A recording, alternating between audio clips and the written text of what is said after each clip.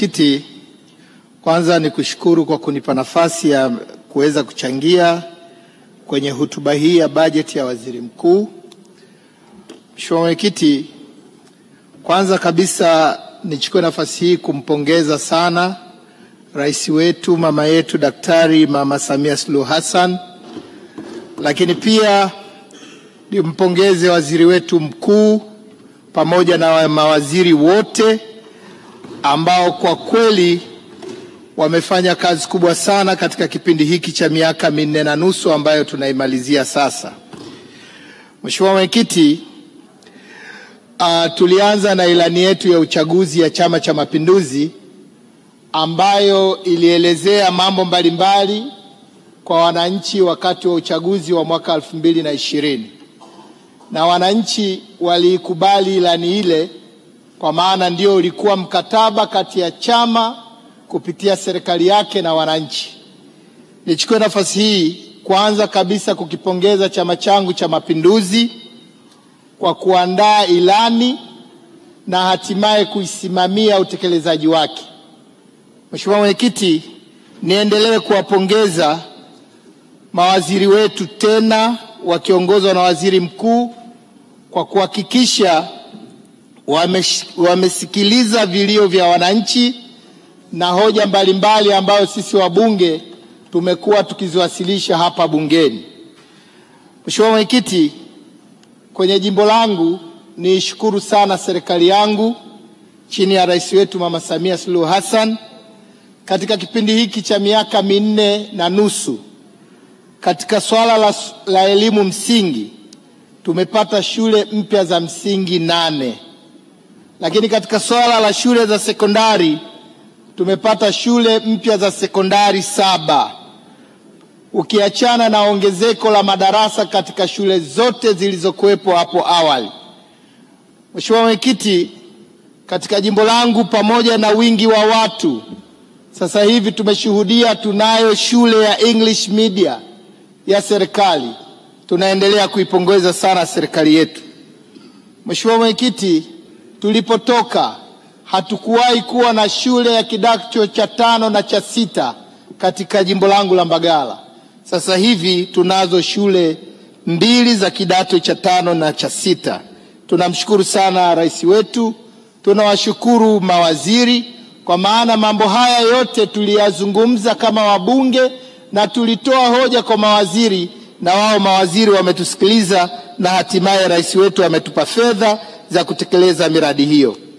Mheshimiwa Mwenyekiti, katika swala la afya katika jimbo langu kwa sasa hakuna kata ambayo haina zahanati au kituo cha afya.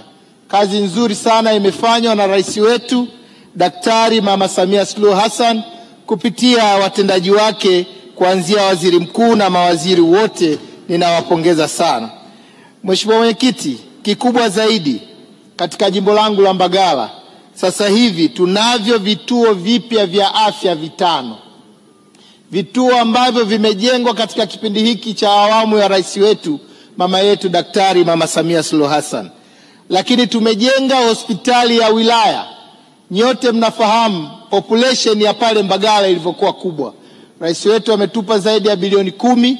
Tunajenga ofisi ya wilaya tunajenga hospitali ya wilaya ya ghorofa 6.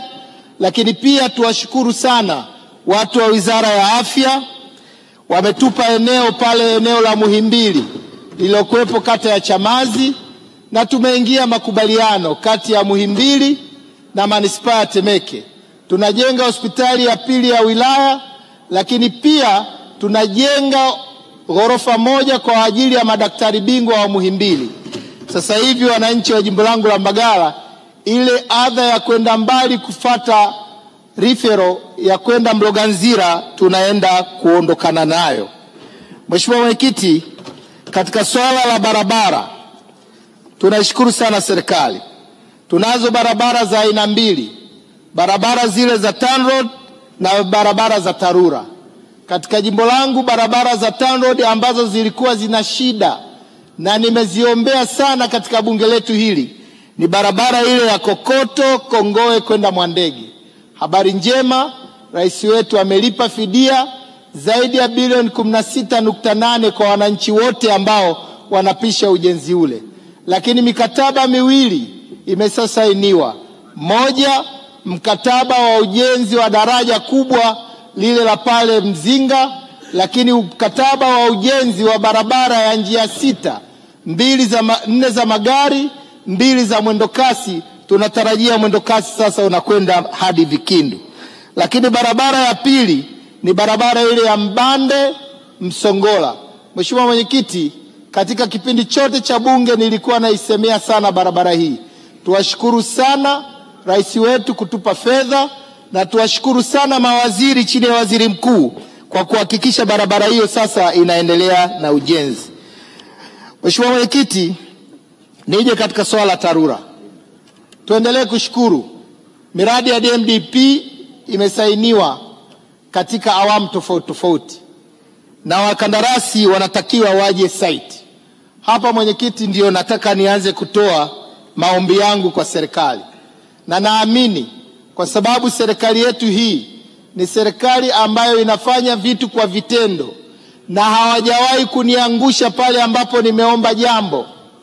Tunawaomba sana wakandarasi wote waliopewa kazi ya kujenga miradi ya uboreshaji wa jiji la Dar es Salaam DMDP, tunawaomba sana serikali wawasimamie, kwa sababu wameshasainiwa mikataba na taarifa tulizokuwa nazo advance payment walishapewa.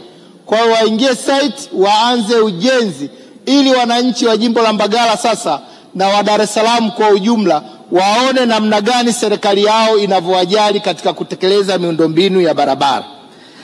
Mheshimiwa Mwenyekiti, zipo barabara mbalimbali za TARURA ambazo kwa kweli bado hazijawa vizuri.